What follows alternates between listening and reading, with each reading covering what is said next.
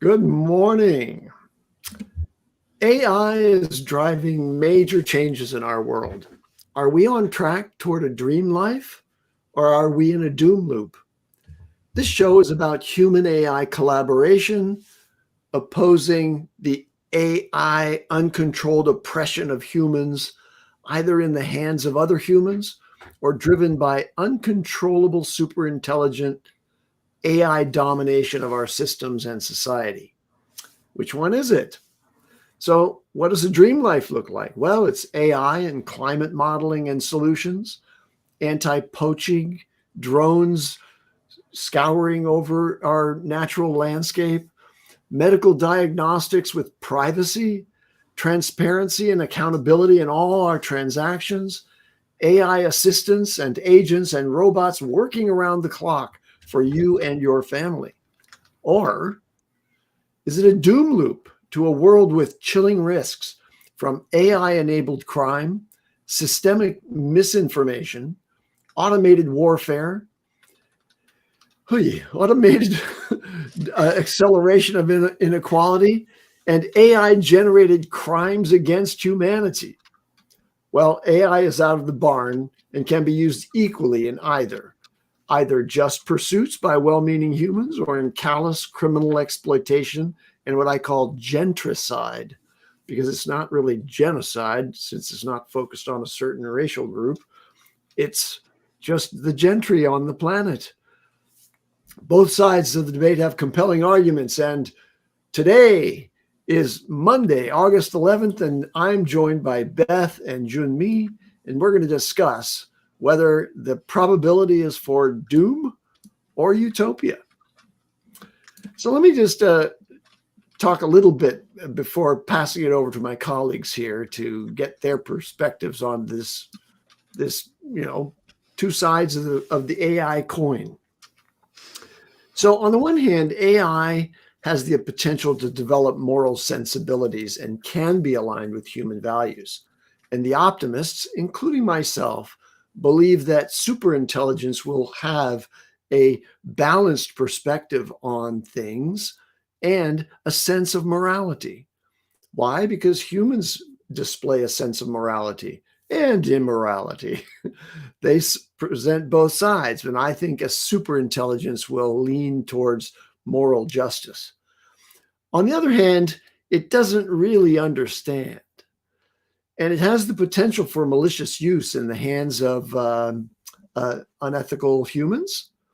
And the path forward likely involves balancing development of AI with robust ethical standards and frameworks, some kind of transparency into its thinking, or if it is ultimately able to think, and safeguards to ensure its use for the collective good.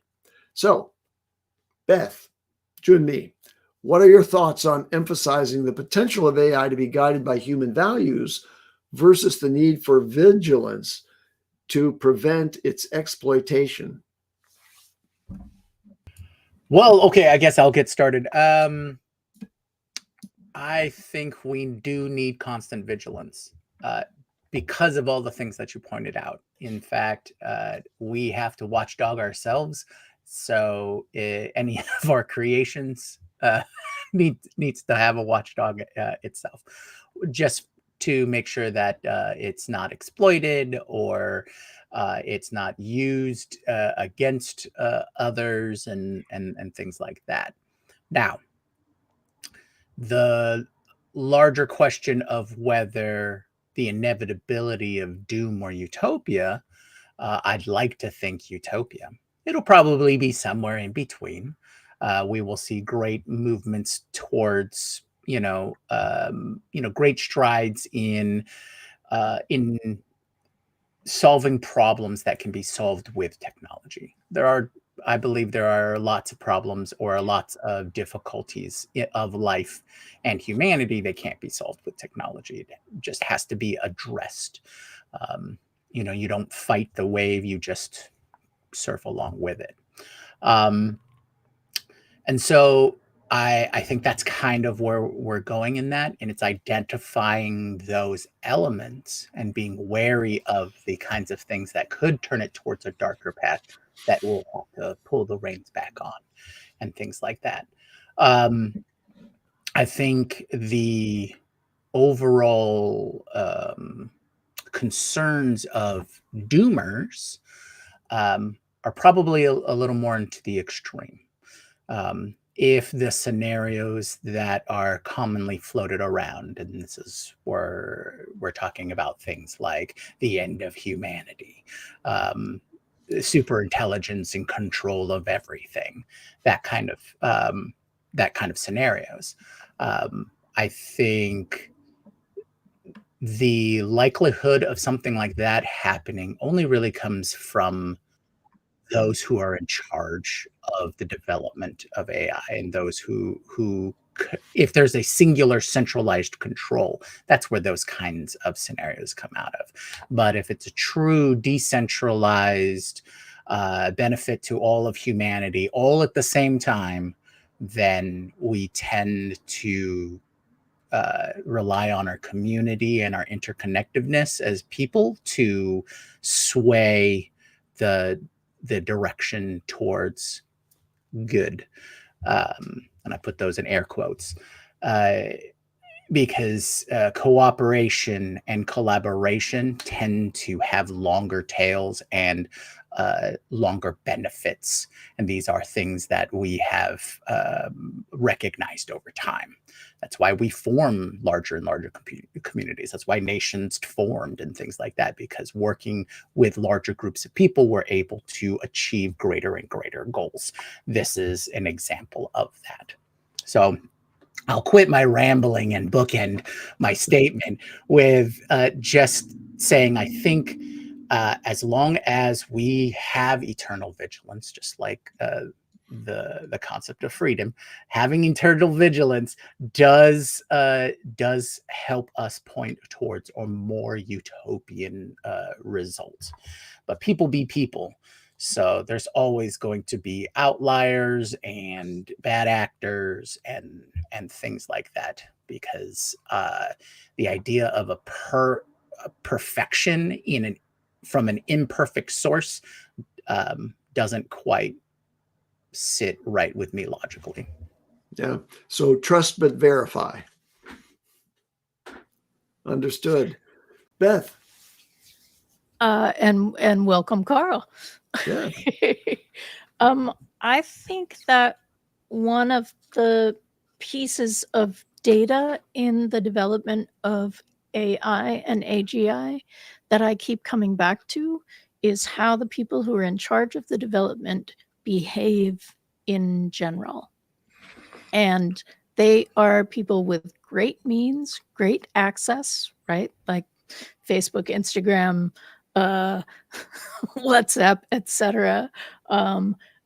Twitter becomes XAI, right? I mean, those are massive platforms to do good for all humanity, and that is not the direction that those were taken. There may be some personal thoughts about whether the direction taken was a net positive or a net negative, but none of the information that comes out and none of the ways that they're being used are like branded as this is a net positive. This is an effective business model, at least for Zuckerberg. So that makes me pause. I'm not sure that this is. I'm not sure that the plan, the ends will justify the means, is going to function well in this context.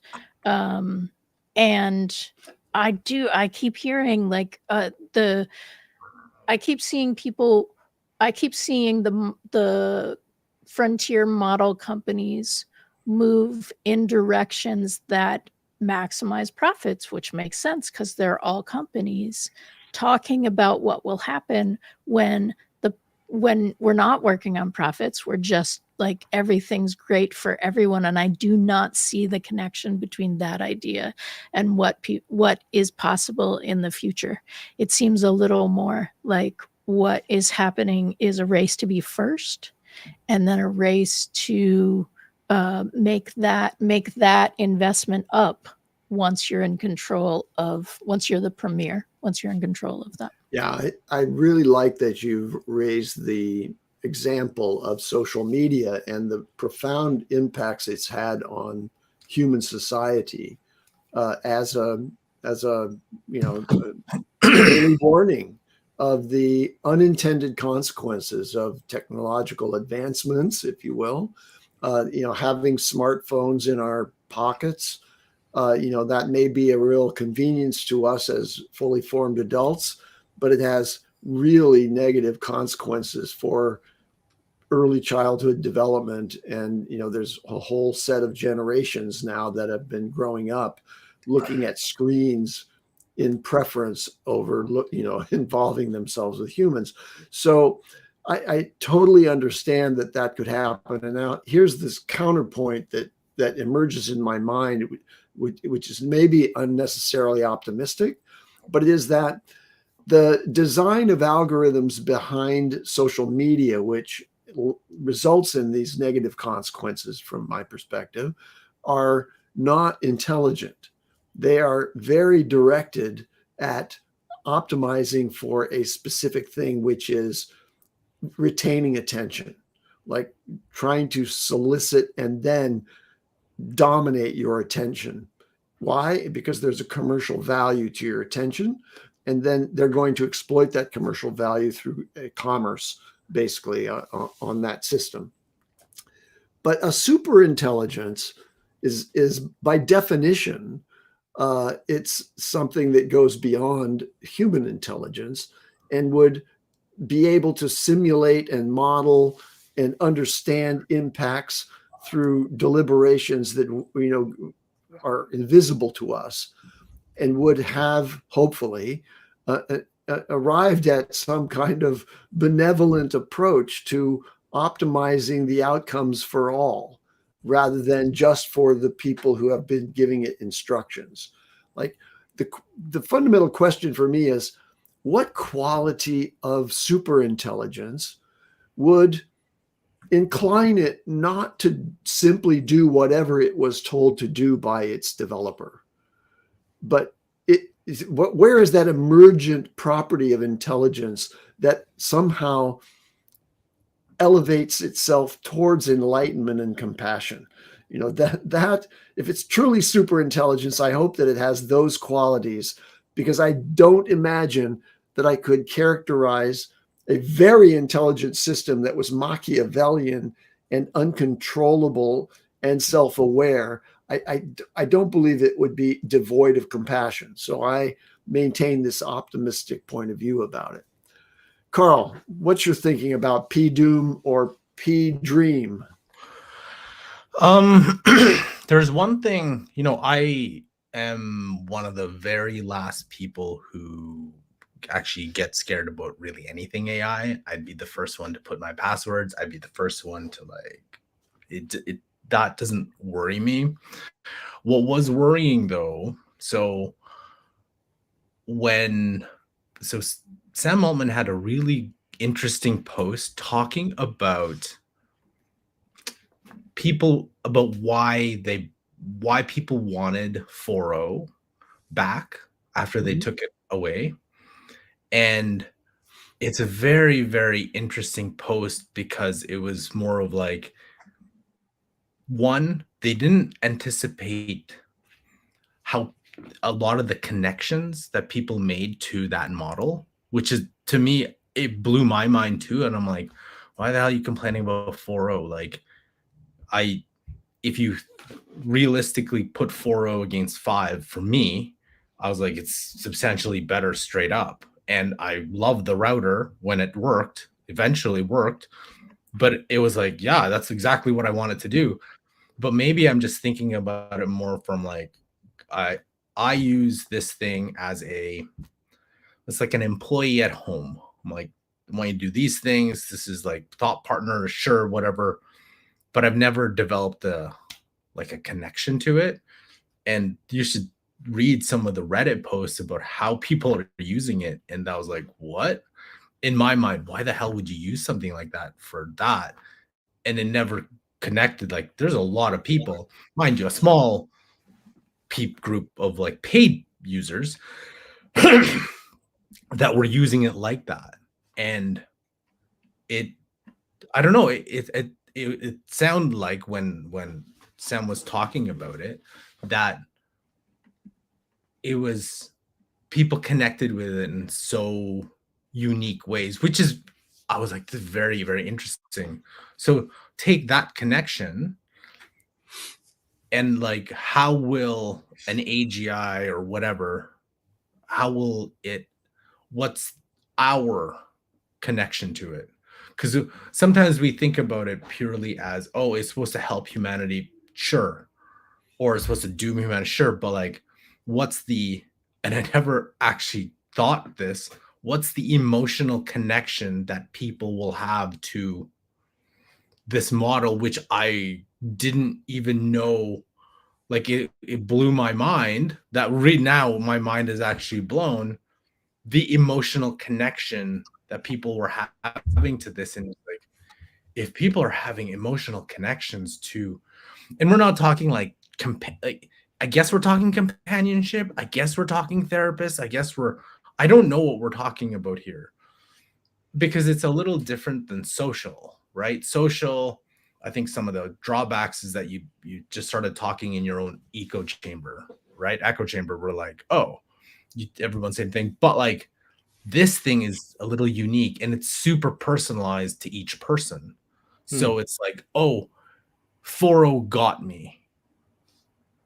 And that's what I talked about in terms of personalization. We can't really tell how a model, you can benchmark all this all you want. You can do all these different things, but we don't know. I didn't know that there was that type of connection. Yeah.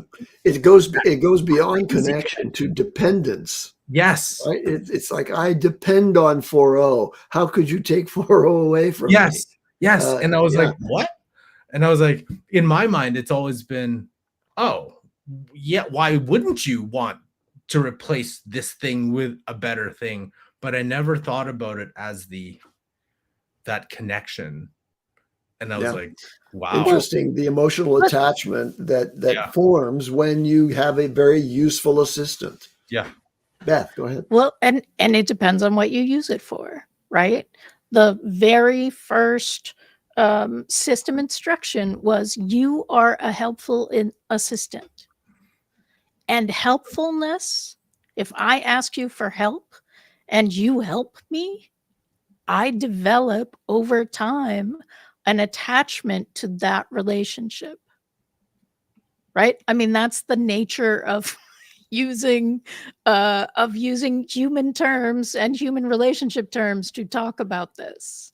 And because it's trained on human data, it's trained to respond as a human would when you address how helpful it's been, right? There's I don't remember who posted the X post this morning, but their example of why are people so up in arms about the difference between 4.0 and 5 in ChatGPT, and the screenshot that he shared was him, I think it's him, putting a message in that says, "I am happy today," and GPT-5 said, "Noted," period.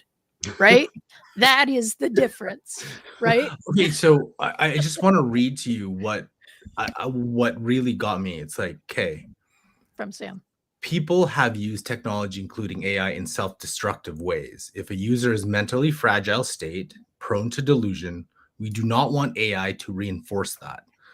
Most users can keep a clear line between reality and fiction or role play, but a small percentage can't. 100%.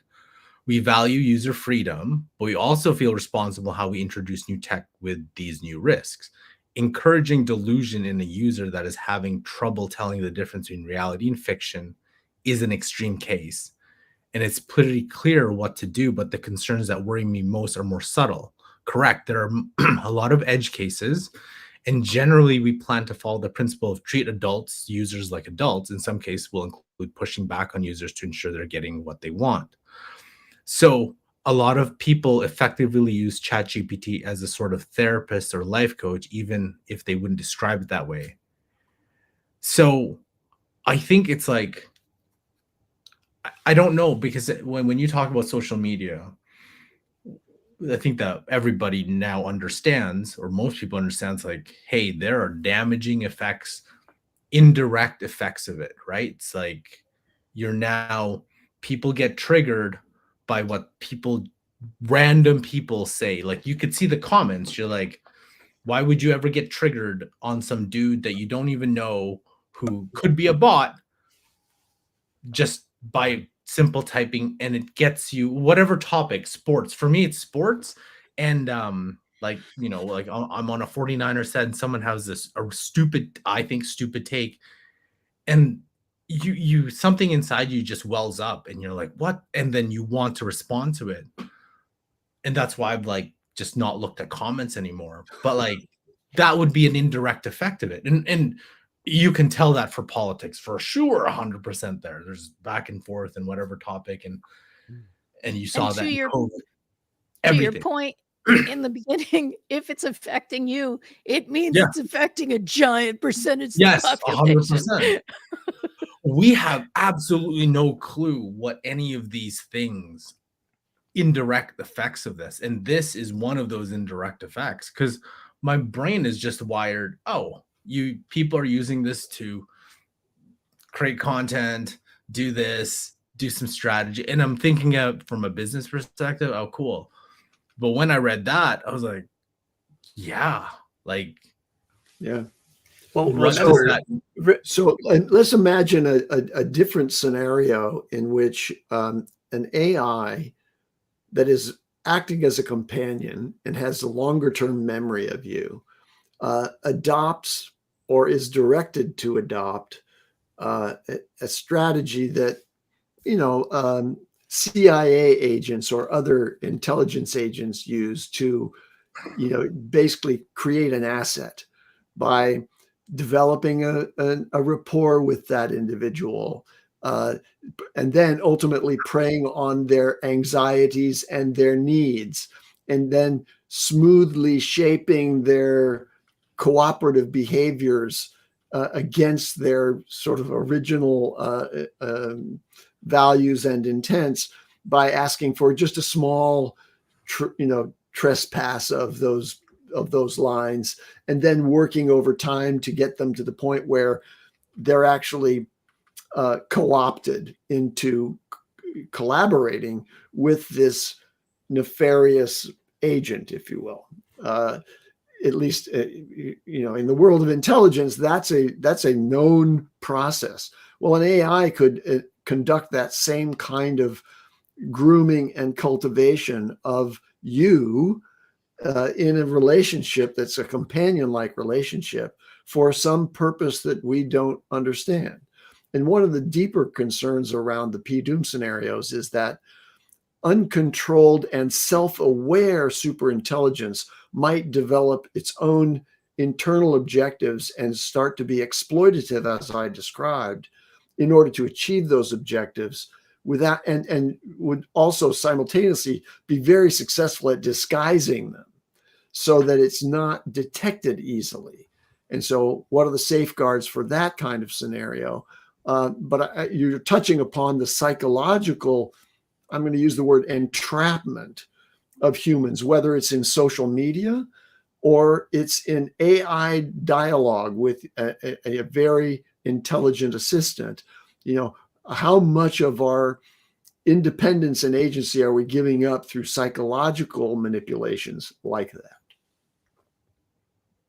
Well, that's a technology story, like all the way back, right? Yeah. Imagine, okay, this I think would have been a lot worse if, let's say, you had an actual physical robot in your house with you, and that's as if whoever it is, let's say Tesla, or let's say it's, Optimus robot powered by Grok, and Elon's like, hey, we got to upgrade from Grok 7 to Grok X, whatever, let's say that. And it's like, and could you imagine because now you've not only formed the attachment, but you've formed like a physical attachment to this thing. Imagine the visceral backlash that would be even more so, because it's if this real thing, because humans anthropomorphize everything, suddenly disappeared, like that. And that's where, Yeah. when we talk about AGI doomer, I'm like, yeah, that is a more doom scenario where like there's anguish, despair, because you've just lost quote unquote a family member. For me, inside me, I'd be laughing at it right now. I'd be like, that's outrageous. What the hell? That's just a robot. I would beat this thing with a bat, like I was saying earlier. Yeah, but the point you made is that there's an anthropomorphization of the robot, so that when the robot disappears, suddenly the person who was dependent on the robot is worried about the robot. What could have happened to it? I'm concerned for the robot in a way that as Karl wouldn't be, because Karl knows, how to create a bright line between a sentient being and a non-sentient being. Let's be serious. Karl, what do you actually want to hit with a bat? So you're going to take it out on the robot? Like, I am still concerned about Karl. What is the thing? Yeah, I think what we're kind of identifying here is what the advancement of AI really does for humanity. Right? Some have said that AI is essentially created to be a mirror for humanity to look at stuff, right? Because we design it after ourselves, it'll behave and learn and grow similar, but obviously a lot faster than we can as individuals.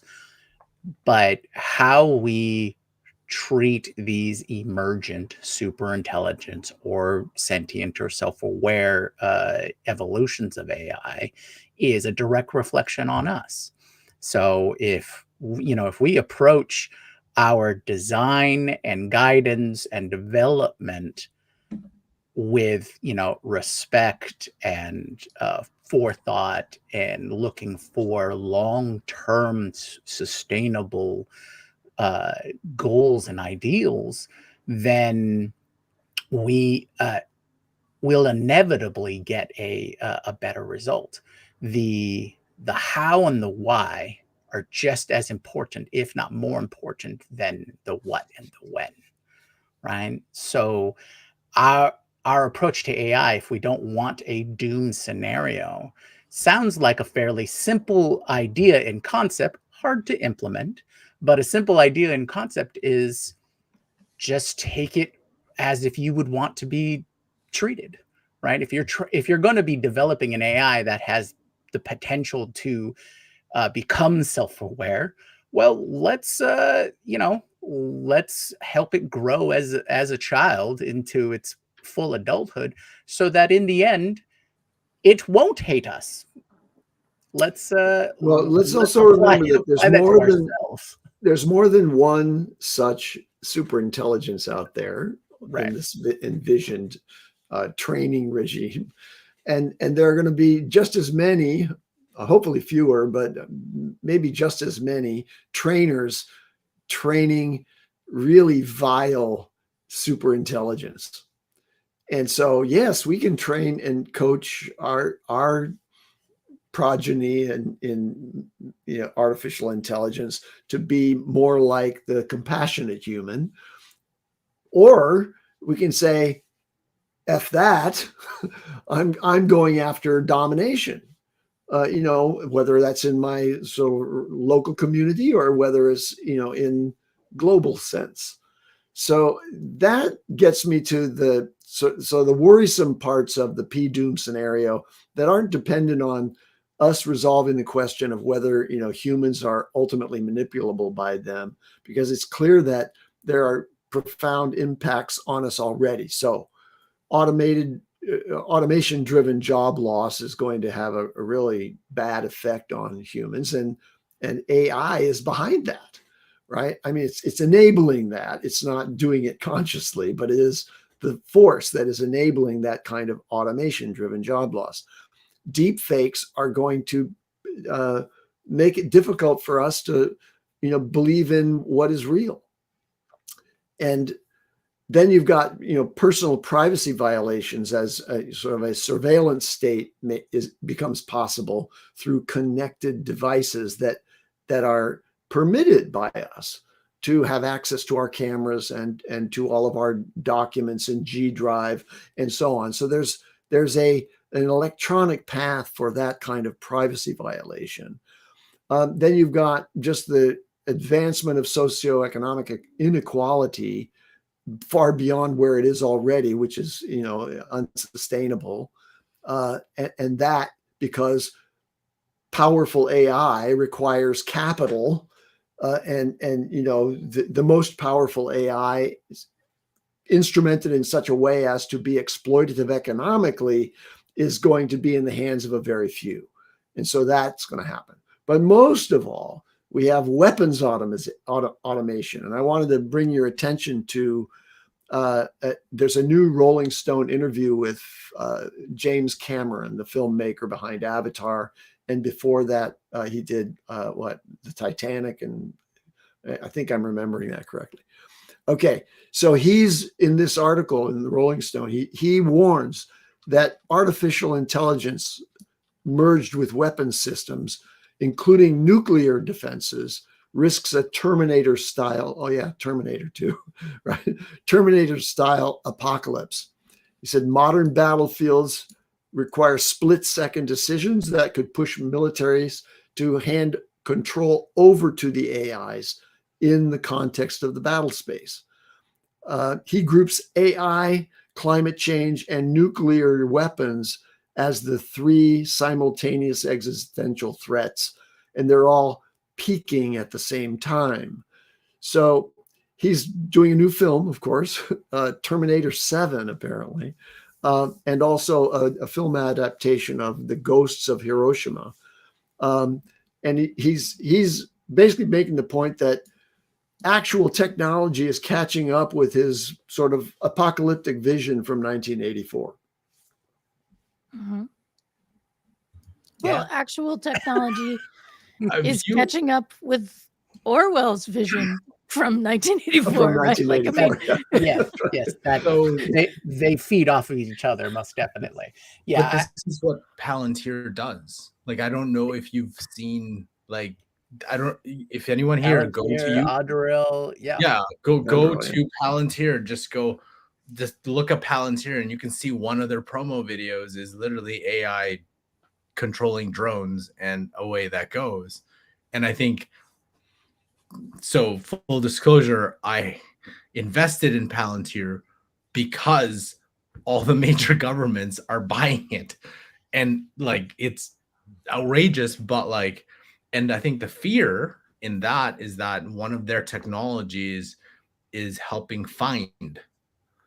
And you can see now it's like it helps find people. Well, you know where that's going, right? So, and yes, you can start with finding terrorists, finding, enemies of the state, but it's like, well, what if you turn that around? Like, I can find anybody, right? So that's the scary part of that. And you're right, Palantir and Drill, but those are the things that are here, and it's not like Terminator style. It's like I don't want to sound like conspiracy, but it's literally your government's having this control. And I don't know if it's all governments, but it's like, yeah, that's kind of what it kind of does. So we're kind of in that kind of sphere, and our lawmakers are ever just way too behind to connect the dots on that. And just, Yeah, they just see it as a new tank, a Exactly. new helicopter, and you're like, a new it's ship. not really a new tank, man. It's No. something completely different. Yeah. Yes, yeah. enemies of the state. That's what I was about to say. Oh, Greg. right. It's 1,000%. Yeah. The this really highlights the short-sightedness of humans in general. And I think, and I probably said some form of this in multiple ways in lots of different episodes, but today really highlights these paths that we're starting to theory out of doom or utopia and things like that. Is we kind of have to fix how we approach things to guarantee or help guide to the path that we want. So we have to fix ourselves. We have to fix how we do things. The reasons why all the governments are in this is because they see an example of how it's working right now in Ukraine and Russia, right? The most drones ever used in combat is happening there right now, right? They're seeing these military effects. They're seeing, oh, this is our new gun, this is our new tank, new piece of equipment. But what they're not looking at is, so why are we in this situation? And I know these are very lofty goal kind of sounding, concepts, but like you said, Andy, everyone's going to have their own AI that they're developing. And, some may just go, okay, I'm developing this for nefarious purposes and things like that. But that really comes back down to the people part, right? We can't fix other things going on or how things are going to develop unless we concentrate on fixing the root cause, right? If you pull out weeds, they're gonna grow back because you didn't get the root system underneath. I'm right now clearing out a blackberry bush from my backyard, and if you don't know how tough that is and such a pain in the butt to really eradicate that, that's what I'm talking about. You got to get really in there and fix the root of the problem. Otherwise, it's just going to come back over and over and over again. So I understand we're talking about the AI side of things, but the AI is the mirror for humanity.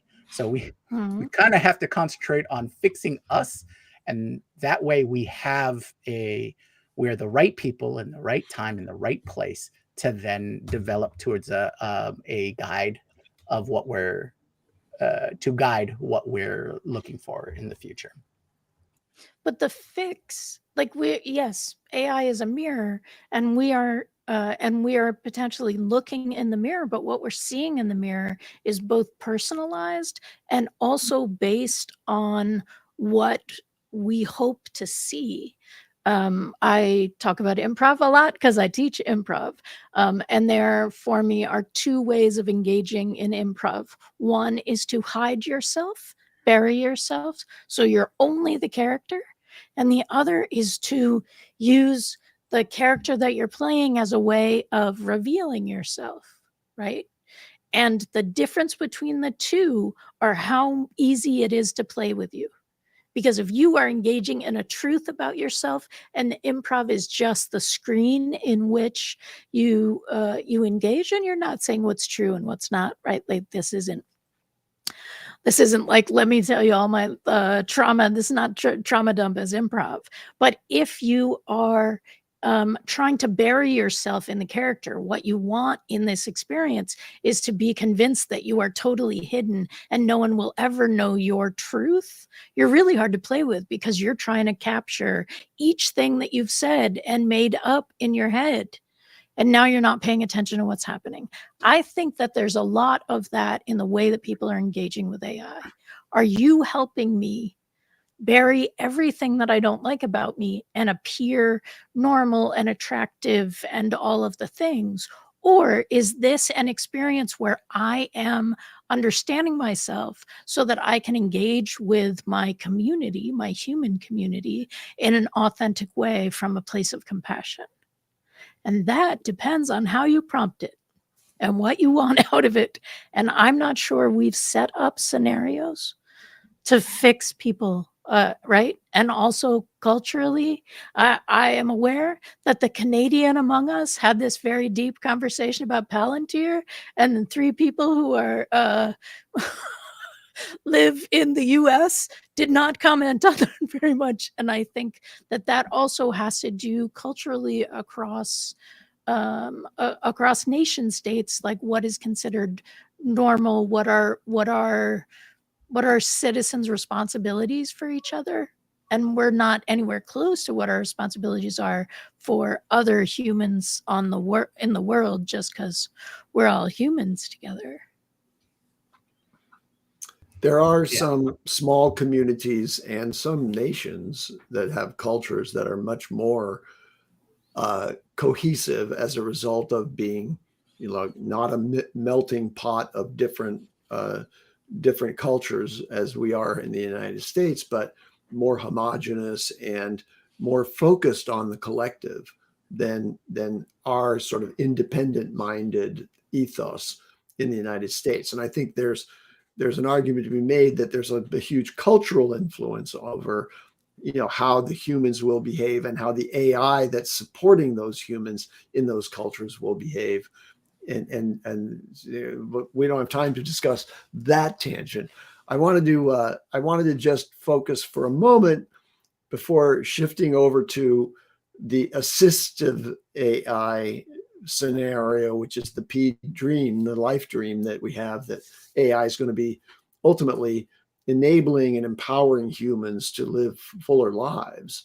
But before I do, I just want to mention that there's also this space of criminal adoption, like not nation states warring using AI, versions of Palantir against each other, but rather criminal humans using AI to automate phishing attacks, to create malware and the ransomware kinds of exploits, using AI that can adapt itself rapidly to evade detection. So there's a constant battle between the white hats and black hats in terms of figuring out how to suppress those exploits. So deep fakes, we've seen how that can be used to impersonate executives, to extort victims and spread misinformation. All of those things, are happening right now, and we don't talk enough about them, I don't think. We don't really yet know how effectively AI can be generated that is a countermeasure to those exploits. But remember, just last week, we talked about a new technology that was developed by UC Riverside, I believe, which is 98% effective in detecting a deep fake video, which could be very useful. You can imagine advanced technologies being able to determine in real time and put a warning up on some kind of broadcast that supports it, that says, this is a manipulated image. This is not a live video feed. And have that kind of thing. Or we may be able to buy a utility that we add to our screens that does that in real time. So there are going to be countermeasures. But I think that's a misunderstanding. I mean, yes, there are going to be countermeasures, but that implying that is a fix or a prophylactic or something misunderstands how our brains work, right? So if I see the video, and like Obama being arrested in the White House, I saw that video. I'm not affected by that for the rest of my life because I have an awareness that isn't true, right? It didn't go into my head as a memory of something that was true. But if I see a video of something that I don't have that kind of understanding, and all I'm seeing is it has been determined that this is a non-factual representation, that those go in our heads in different ways. I still have that. I still have that video depiction, and the memory of watching it on CNN, and just a little thing that says this is a deep fake, right? That misunderstands how humans build world models and collect information. I'm not sure that we are in a position for even the deepfake technology that says that this may be a deepfake to be helpful. I think we should move much more toward like Nordic states that teach critical thinking from like kindergarten up, where like, what is the motivation? You don't know whether this is true or not. Let's just look at it. Who benefits if it's true? Who benefits if it's not? Right? And I let's think that kind of training scale is that. definitely additive, but I want the warning. Yeah. I want the Okay. warning there so that I can apply critical thinking to it, that I can move swiftly to who's behind this, who's benefiting from putting forward this manipulation of the image. And I think that's a great point, Beth, that, we can't just stop with, okay, now that we have the warning label on the thing, we still need to educate the public that sugar is bad for you, even though, the sugar content at 39 grams for an 8-ounce drink, it's all there. All the warning label is there, but, we still have to teach people to change their behavior. So I wanted to share with you something that comes from the world of music. There's an iconic bass player, Victor Wooten, who wrote this. It's actually a video of him saying this in an interview with another bass player. And what he said, they were talking about AI. And he said this, he said, "I think the tools are wonderful in the same way that cars are wonderful. We used to have horses and buggies. I like my car, but it's how I use it that matters. I can use my car to run over people or to get where I need to go. I can use the tools of AI in music to avoid ever learning how to be musical myself. Or I can be musical and use these tools and make something even better. So if the tools are replacing your musicality, that's not good. But if you're musical anyway, use the tools, absolutely. I love it because a tool is just a tool. It's how it's used that determines whether it's good or bad." And the other interviewer said, "Oh, so you see an optimistic scenario where people might use AI and use it more as an assistant rather than a replacement." And he said, "Bingo, assisted intelligence. That's AI right. Not artificial, make it real." So, okay, if you're a bass player, you appreciate the wisdom coming from another bass player who is, thinking optimistically about AI. All right, we're towards the end of our show. I want to ask my colleagues if you have any final thoughts or wrap up on the question of whether the dream life is ahead of us or whether there's a doom scenario emerging. So final thoughts, and this will be the last time I hammer this in, right? That quote, Andy, was very revealing, and I agree, because what it does is it puts the authority or the will, the sovereignty, the choice in our own hands, right? And so this technology, this topic is not a topic to be solved by others. This is not a problem to be solved by others. This is something that we have to approach both personally and as a collective and I shouldn't say problem, but the situation is something that we have to address personally and as a collective towards the active direction that we want to move in. And that's going to need people on board with the same vision.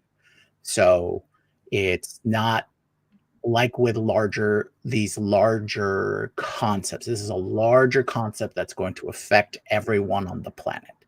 So if you want a certain outcome, you have to actively guide how this AI story develops. Otherwise, others are going to do it for you, and you won't have that agency to end up in the world that you want to. Very good. Any other final thoughts? Hearing none, I'm going to say, go ahead, Beth. I think Jyunmi said it, right? That this is that this is a collective experience and a personal responsibility. And, if you can find your people, then you become a collective within the collective. And the personal responsibility is shared to a certain extent. And then you can start to have influence. Yeah, very good. All right. Thank you for joining us today. And thanks to all of our listeners who watch our recorded shows on YouTube or listen on Spotify. I want to invite you to go to the dailyaishow.com and sign up there for the newsletter. Once a week on Sunday morning, it comes out, and it's a beautiful digest of things you need to know to stay abreast of the rapidly changing facts and figures in the world of AI. In addition, feel free to join our community. If you go to the Daily AI Show community.com, you can sign up there for our Slack team. Now, Beth, what's tomorrow's show? Oh, you're on mute. Tomorrow's show is AI tutors. Both Google and OpenAI have come out with their initiatives to help students learn. And Brian is helping us delve deep into that. Wednesday is news.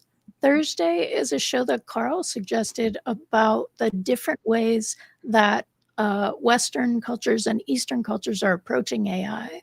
And Friday, we are doing our deep dive into GPT-5 and use cases. What are people doing that are working? And I'm sure we'll talk about the other pieces as well. But it's designed as a Be About It show. We're gonna talk about what is how we're finding things successfully with GPT. Excellent. Yeah, I suspect that on Friday we'll also delve into the blowback that OpenAI has received and the decline in their reputation as a result of some of the rough edges of GPT-5 that have emerged just in days. I mean, literally, it's a handful of days since GPT-5 was made available broadly and replacing almost every other model that OpenAI had previously fielded. All right. Thanks again for your attention. We'll see you tomorrow and every Monday through Friday at 10 a.m. Eastern, 7 a.m. Pacific here on the Daily AI Show. Thanks all. Aloha.